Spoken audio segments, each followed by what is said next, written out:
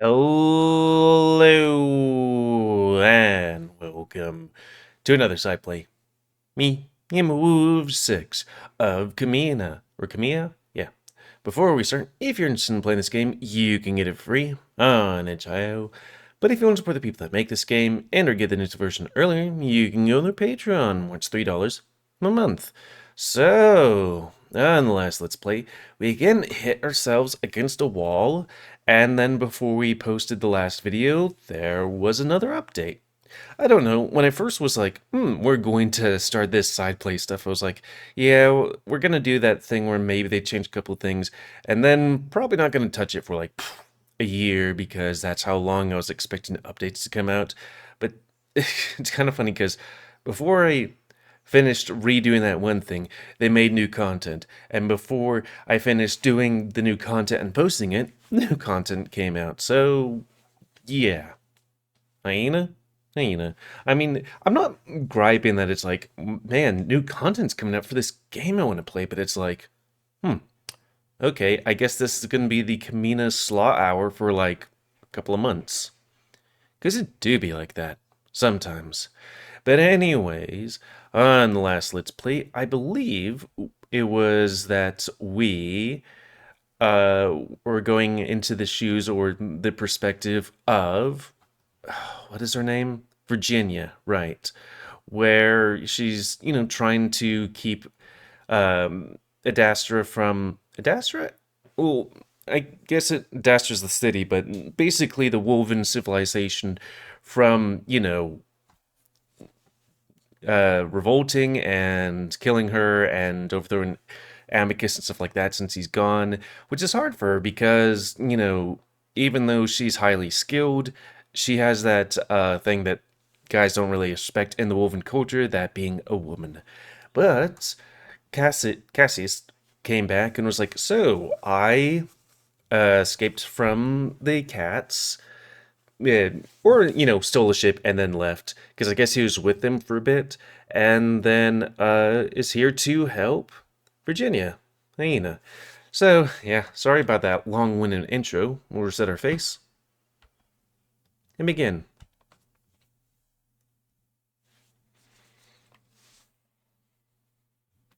Orb. After managing to pry Vetrius from Brunus, my teacher and I have a solid 10-minute conversation on how one must behave on Khemia. It's a delicate balance, and I worry that I'll be fretting over what Vetrius is doing my entire time here. I have to remind me that he's been waiting for this moment for over 10 times my own lifespan. He agrees to tone down his excitement at least a bit.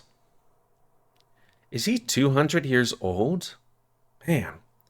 Though, I guess, advanced technology and stuff like that. Like, I would be assuming that the main character's like, what, in his 20s? I glanced at the entrance where Brunus, Nefru, and Aya had disappeared into, saying they'd be at the entrance when we decide to enter. Shall we join the rest of our party then? Yes, yes, yes. I do want to warn you, though, Scipio. I turned to him. Of what, teacher? Though I keep my voice light, I'm becoming a bit impatient, wanting to rejoin Nefru and Aya again, still curious about his young sibling.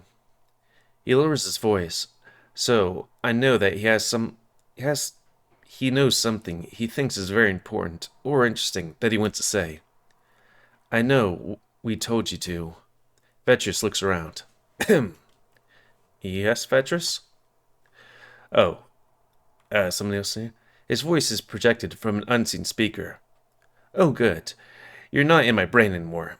Oh, right, the AI. Give us some privacy until we enter the palace, please. Of course. I glance in the direction of the voice. Ears twitch before my field of vision tilts wildly. Vetrus reaching up to grab my arm to yank me down close to his level. Ow! Teacher, please just ask me to lean closer, or don't trust anything here, Scipio. It's nothing like I imagined it would be. Not in a good way. Something is very wrong. It's very strange for my teacher to be whispering hoarsely into my ear like this, but his urgency has me listening. I know he told you to get close to Nephru, but make sure you do not sacrifice your own emotions for the jackal, or any other Khemian. Again, something is wrong. Or, again, something is wrong. We'll talk more tonight. I straighten back up and nod, even though I'm unsure if it has to do with the suspiciously advanced tech, or something else. I'm content to wait until later. Now, let's head into the palace. His reedy voice trembles slightly, betraying his suppressed excitement, despite his sudden concern seconds later. Or earlier. Vetris is a strange wolf. No question about that. But he's rarely shown concern or worry for me, and that alone is enough for me to heed his advice. I look around at the empty courtyard for a moment longer, trying to see what Vetris might be so worried about, but I have to give up after a few seconds and follow him into the palace.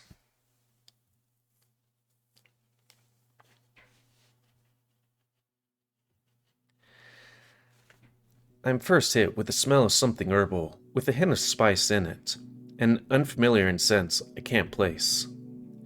My focus is on the walkway that stretches out before me, seeming to reach an impossible length.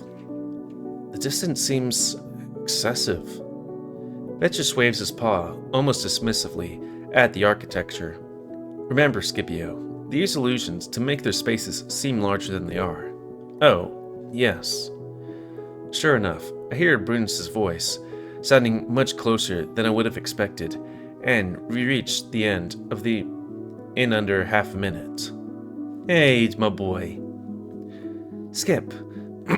Sorry. We almost came out to look for you two. You know someone with fur as thick as a wolf is at risk of heat stroke out here.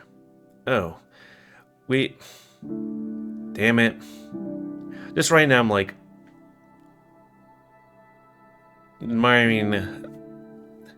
I have a weakness for jackalmen, okay? Give me a break. Oh, we're just enjoying the scenery and architecture. Even the entrance is curious.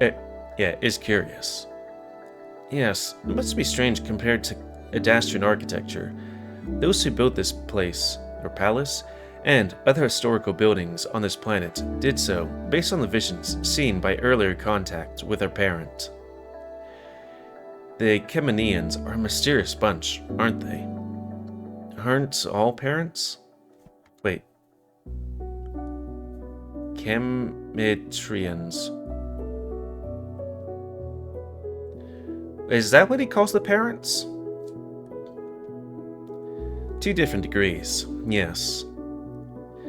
I quickly fill the silence as I feel Vetris almost trying to provoke the answer he wants out of Nephru, which isn't going to work. Well, I suppose with our parent, the Romanus, I always thought it was just parents, you know? Are there like different parents for different siblings? We know a little bit about them, such as their arrival to our galaxy in tandem with the Galians. I guess that would be Gaelic, but that would be weird. Because I thought like the Khemians did their culture come from like the parents' culture? That's such a weird concept. Brynus decided he safely wasn't of interest to Vetris anymore, finally relaxes and speaks up. Yeah, we know more about about your parents than our own, but that's probably because of what happened between Adastra and Omafra, right? Which one's the Galans? Probably. Speaking of the attempted interference by the Galans and the Romanus during the Third War of Omafra. Oh yes, when they stopped our stretch drives from working and lit up our skies with omens of old wolven gods and pleas for peace. Maybe that's why we're so behind technology, parents with no self-control. I let Vetris talk at this point. While I know a little about gathering information, maybe Vetris should have been learning himself.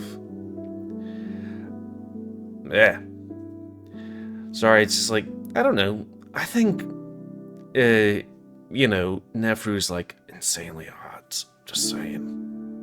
And kind of throws me off my game. I believe they were all well-intentioned, but desperate. A deep bond between Amafra and Adastra's parents created an intense emotional distress to the point where they broke their promise to sapient agency. That war was especially horrific. If there was a time to step in and stop senseless killing, that would have been it. Most, including myself, believe that Chemitrians are the de facto leader of the parents, and likely brought the Romanus and Galileans to heel shortly after. I mean, didn't Khemia broker peace between Amafra and Adastra, like, right after that? So wait, are the Galans the ones that would be in charge of the cat people? And are the cat people, like, they're Gaelic? That would be interesting. But likely, with the guarantee of your parents, correct? You have a method of communication with them, I assume. Only pharaohs and the appropriate officials know the answers to those questions. I step in again. The Chemitrians, don't they have close relationship with the Ta'arkan's parent, the Kushari? I have no idea what kind of civilization they would be.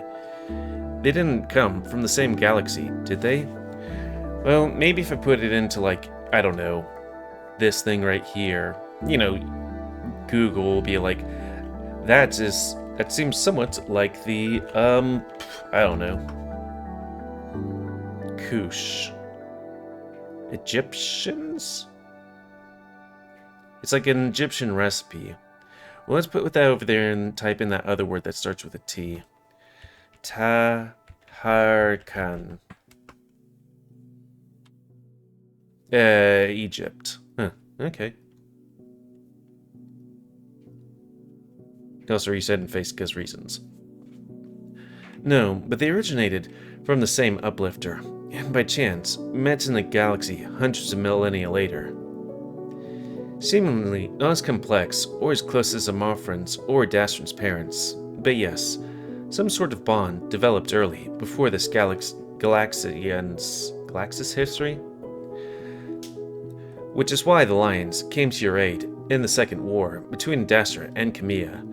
You're the second most advanced sibling. That's rather curious, too. Well, yeah, but that's because we, the siblings, are also close allies. Rich's clumsily and scattered attempts to seemingly make the Khemian slip up is bewildering, and I'm having trouble following along myself.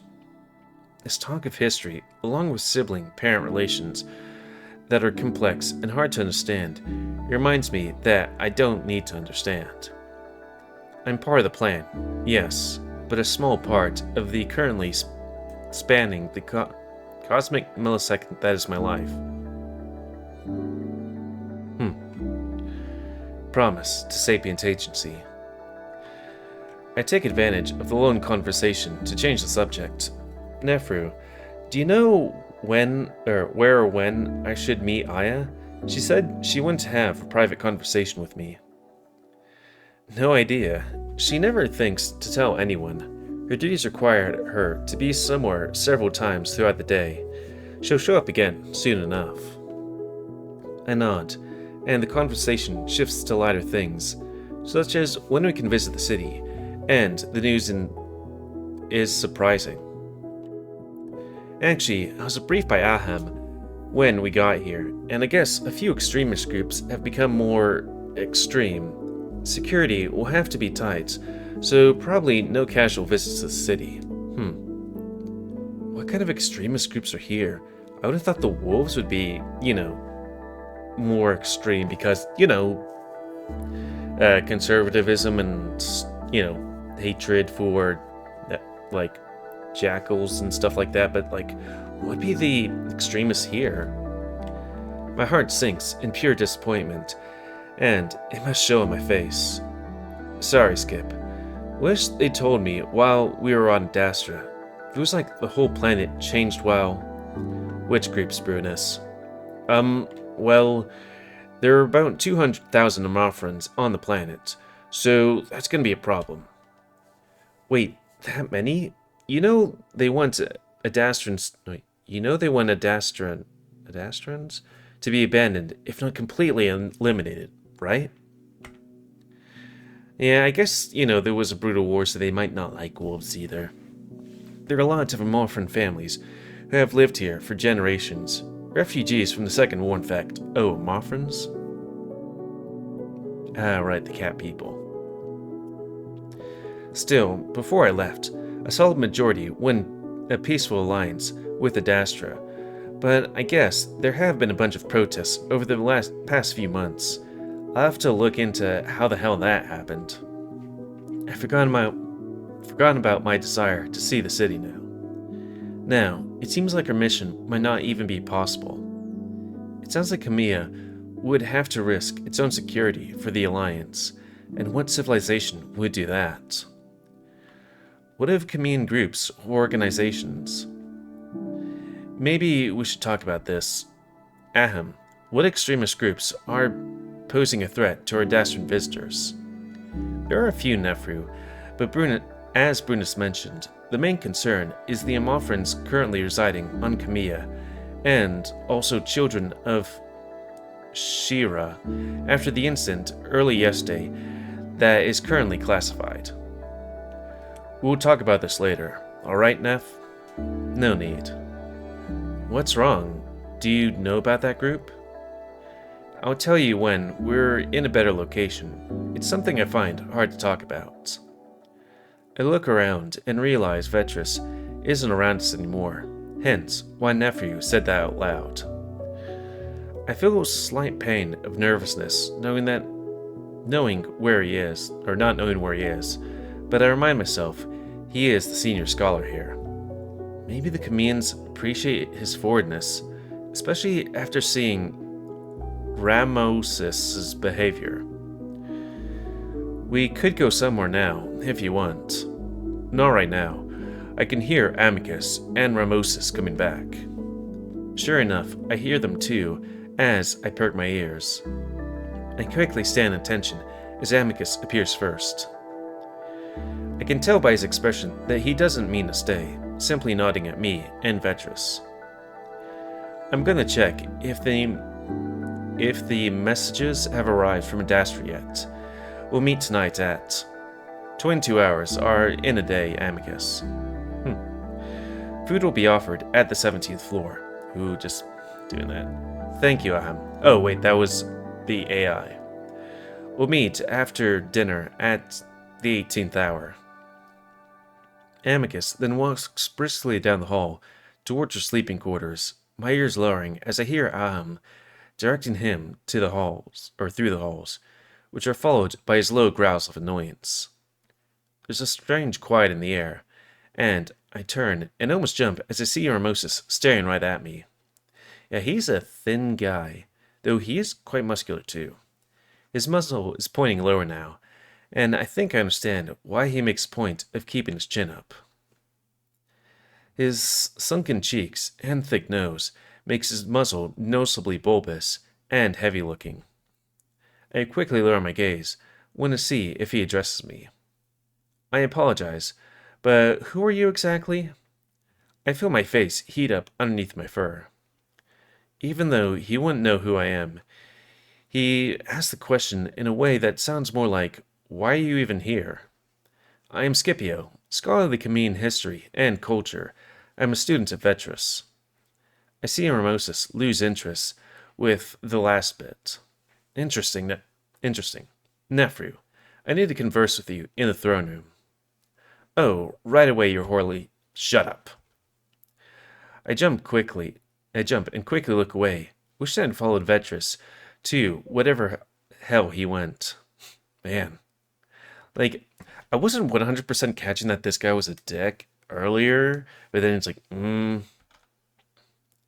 Even Brunus looked surprised.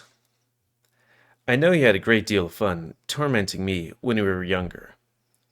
But I am the Vizier, and you will treat me with respect, or you will leave. Your choice. Nefru looks at his brother with an expression I can't quite describe, but it's deep and angry, and it's something I've never seen from Nefru before. Very well. And with that, Breen and I are left to stare after the pair. Guess things have changed.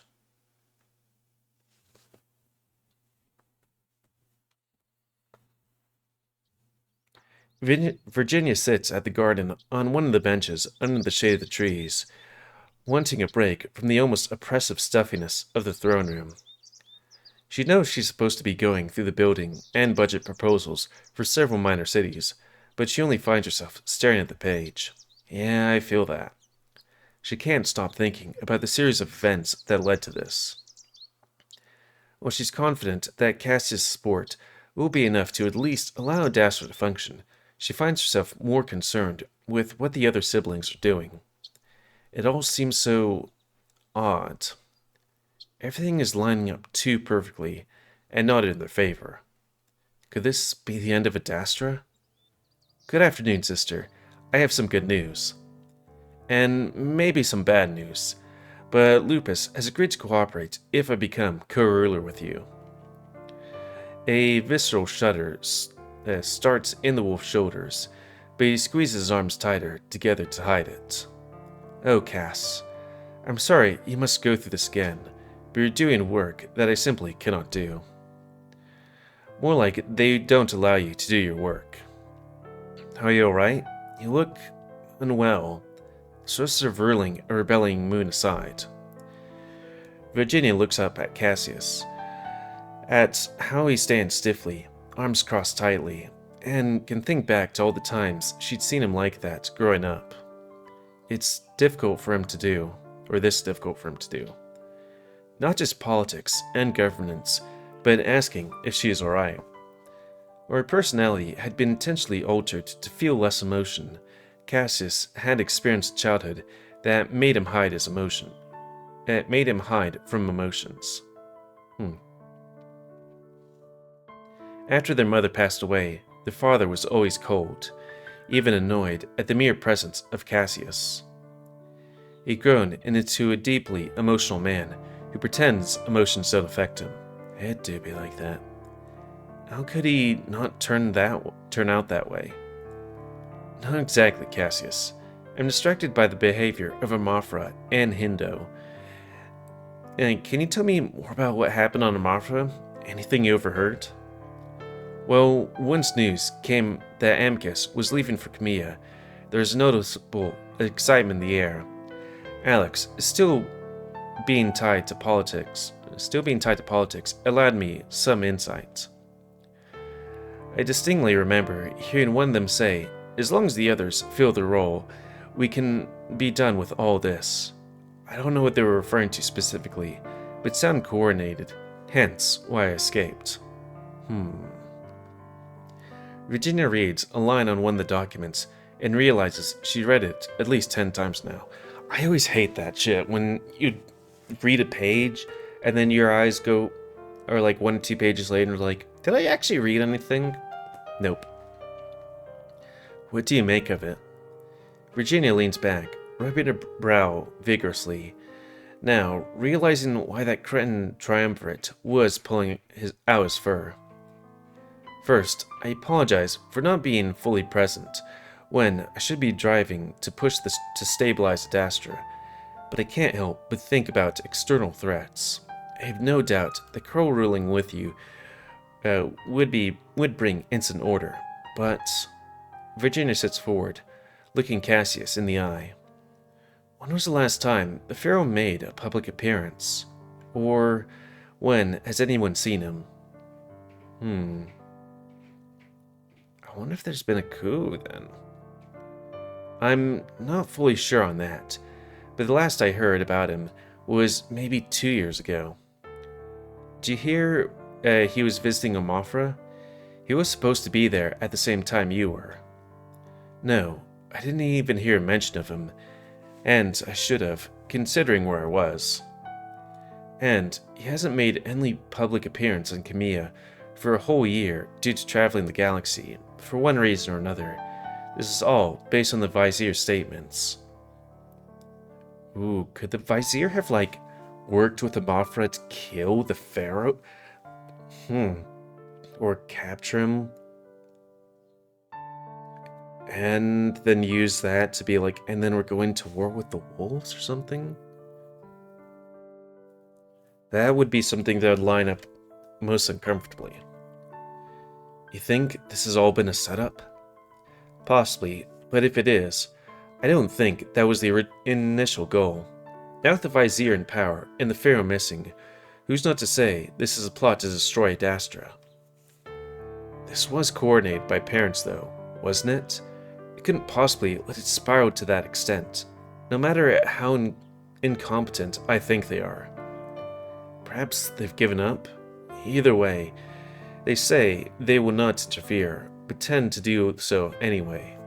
All I know is that they can't be relied on to make this work. Or they can or can't? Can't. Cassius is quiet, thinking. Well, it's hard to imagine Khemia being involved in treachery such as this. If they believe it's the only path to stable Galaxias, like the Amorphans do, I suppose it's possible. I'm seeing strange patterns in Lupin's finances. Both they came from a source with nowhere near that much money, or no source at all. I believe they want to repeat of what happened 3 years ago, only far worse. Well, we do have an escape plan in place, though I'm not sure where we'd go if Khemia isn't safe either. A shallowed sediment might be our only option. I'm not running and hiding for the rest of my life that way. In fact, I'd rather die here on Adastra. Well, I won't see you die here. Otherwise, I will as well. But for now, we should do our best to keep Adastra stable, and if it happens, we do have a plan by then. Or we'll have a plan, yeah. I truly hope I'm wrong. It doesn't seem possible that the parents would allow this to happen, but maybe they're in disarray as well? Maybe the Romnus have been ousted, and maybe our moon will become uninhabitable as the planet we orbit. Virginia, please, let's just focus on Adastra right now. You have enough to think about. If it happens, then it happens. Our planet is well fortified, and we've withstood attacks from almost all siblings trying to invade our moon. Only Adastra can truly destroy itself, and I fear the consequences that will befall our people. While I don't believe a full-scale invasion is possible, I doubt the siblings would even attempt one, knowing what will happen, just like 3 years ago. Was 3 years ago the war? Do you have people in Lupus who can investigate further? A few. I can at least ask him about the Amorphans that might be living there. Lupus accepting them from Mothra seems more far-fetched than anything else we've discussed. Virginia shrugs. Lupus's triumvirate system is corrupted to the point it is now run by only a few families, the wealthiest ones of course, like America. And of course, Amicus couldn't just purge it, because that practically guarantees bombs in the center of Adastran City until we relent. Cassius becomes quiet, staring into the distance before speaking. It's a strange life we lead, Virginia. How did we get here? Chance, consequence, and of course, that bad bastard POTUS, who put us here. Who's POTUS? At least, one of our questions will be answered, eh? Now, we'll keep our ears to the ground, but in the meantime, I'll help you with signing off these documents. And I think with that and our getting close to the time, it's a good time to call it. Oh, woo. So that's going to be the end of this side play. So comment, cause I like comments. Do what you like, dislike, tips, tricks, otherwise. Sorry for the yawns. If you like my YouTube and likes it grow, then please like, subscribe, and check out the videos that have grown. Please remember to spay new animals to control the pet population. And if you want to play this game, It's available free on itch.io, but if you want to support the people that make this game and or get the news version earlier, sorry, I had herbs, then you can go to their Patreon, where it's $3 a month. And until next time, another Let's Play, it's a lot. By me, GamerWolfSix of Khemia. So thanks and see ya.